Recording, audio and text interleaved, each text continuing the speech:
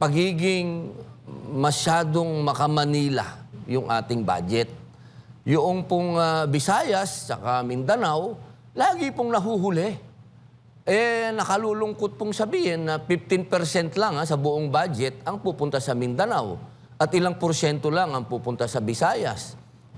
Matagal ko na pong sinusulong na maging federal tayo, pero ang nangyayari, sabi sila ng sabi, hindi, gagawa natin ng paraan yan, magiging patas tayo, magiging lahat ay bibigyan ng panahon, bibigyan ng oras, pero hindi ho nangyayaring ganun. At para pag-usapan yan at iba pang mga issue sa ating lipunan, makakasama natin ngayon live dito sa ating studio. Walang iba kundi si Senator Robin Hood Padilla. Senator, magandang gabi. Magandang malapit na ang New Year. Advance Happy New Year po. Kamusta po? Happy Holidays. Happy Holidays. Isang magandang gabi po sa inyong lahat. Isa pong kaligayahan ang muling nasa himpilan ng SMNI. Po, Senator, diretso na tayo dahil kayo po ay isa sa mga tumutol din doon sa 2026 proposed national budget. Maaari niyo po bang muli na ipaintindi sa ating mga kababayan na hindi nakapanood doon sa inyong paliwanag kanina sa Senado, bakit po kayo tutol dito? Una po, bago po ako, gusto ko lamang pong magbigay ng paggalang at pagpupugay kay Senator Sherwin Gatchalian. Opo, at ako po sa loob po ng 3 taong ko na pamamalagi diyan sa Senado, ngayon lang po ako talagang napabilib sa aming chairman ng Komite ng Finance. Sapagkat hindi po natutulog yan. Si Winho noong isinasagawa namin na pagdinig patungkol po dito sa 2026 budget, talaga pong kinakatok po kami niyan, literal, na umattend kami ng hearing, makipag-participate kami sa plenaryo, at talaga pong lahat gusto niya talaga transparent. Kaya po ako'y nalulungkot at dumating kami sa punto na ako po ay bumoto pa rin ng no. Sapagkat nung pinag-aralan ko po yung 2026 budget, kasama po yung aking staff, medyo pagdating po doon sa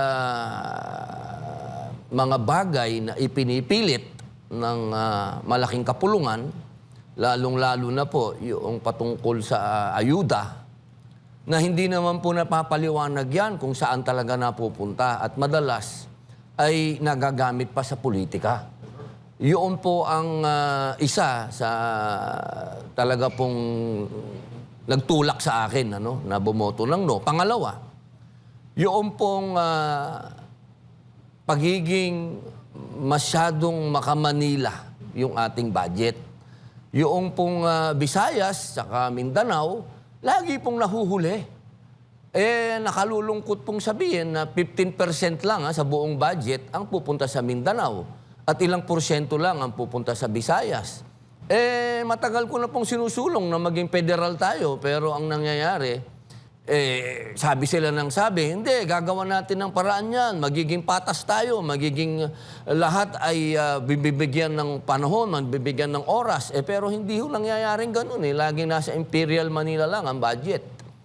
Pangatlo, ako ho ay nalulungkot sapagkat yung 2025 budget ho, hindi pa rin ho na ipapaliwanag ng maliwanag kung ano ba talaga yan.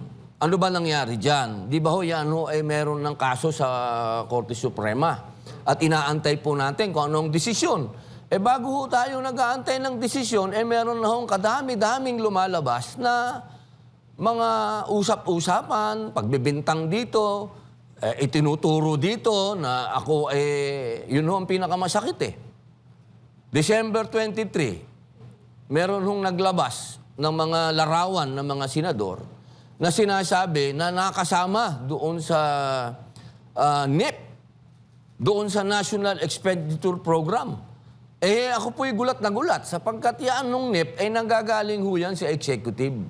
Hindi ho yan nanggagaling sa legislative. Ibig pong sabihin, ang gumawa po niyan ay budget po yan ng presidente, president's budget.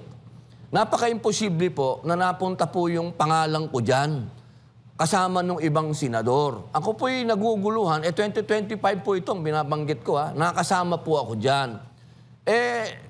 Mga kababayan, napaka-imposible pong mangyari niyan sapagkat ako po ang Pangulo ng PDP Laban. Ang PDP Laban po, noong panahon na yan, ay kampanyahan.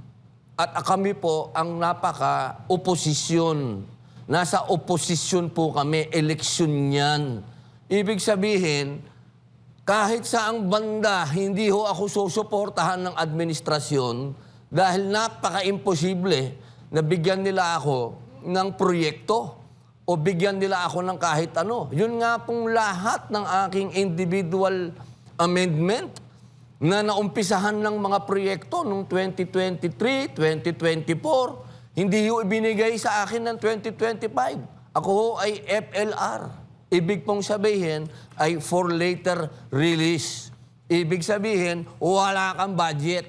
Paano pong nagkaganon? Nawala naman nung logic siguro yun na yung opposition president bibigyan ng presidente ng proyekto.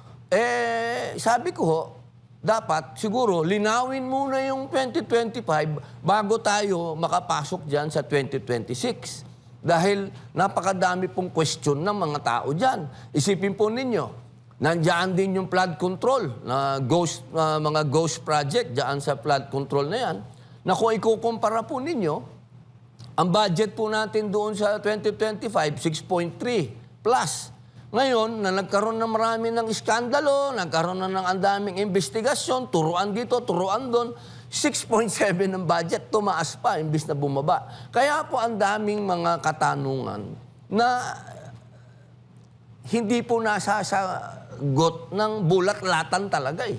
Yung akin po kasi, inuulit ko po, saludo po tayo kay Senator Sherwin dahil siya na nag-umpisa ng pinaka-transparent na po ito.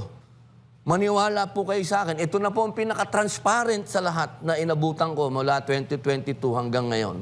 Pero siyempre po, andyan pa rin po yung mga katanungan. At ang pinaka-$1 million question po dyan, paano kami napunta dyan sa NEP? Yun po.